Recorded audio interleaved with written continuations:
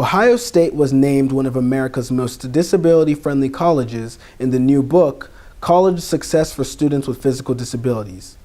Out of some 2,500 four-year colleges in the U.S., OSU was one of 177 schools to be recognized. The book says these schools go beyond the requirements of the Americans with Disabilities Act in providing services to students with physical disabilities. You know, as the university's Americans with Disabilities Act coordinator, I was, of course, really pleased to hear it. The first reason I think that puts us on the list has very little to do with the physical environment directly. I think one of the things that got us on their list is the fact that, we have a good approach and attitude and philosophy around disability as an institution, as a culture, and not just the ramps and the curb cuts and the accessible entrances to building. Not that those things, physical things, aren't important, but the social barriers are much bigger than the physical barriers. Well, I thought, wow, what a wonderful recognition. And one of the things that the book talks about is not only, how ADA compliant that campus is when it comes to physical access.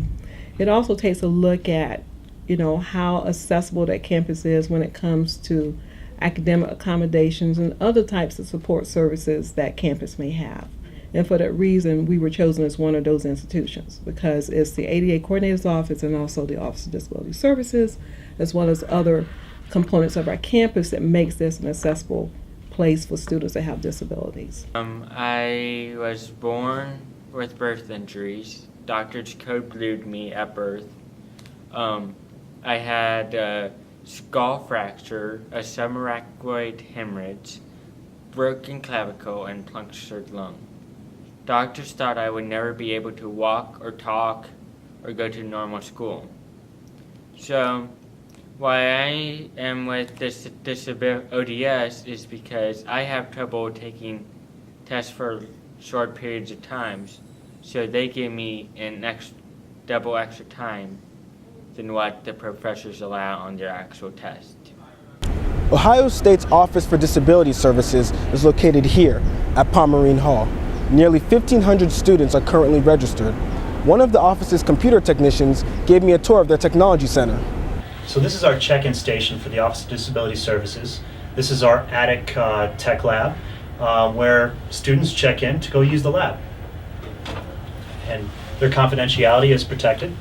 They just do a simple swipe in or sign in to get some headphones or whatever they may need for their learning.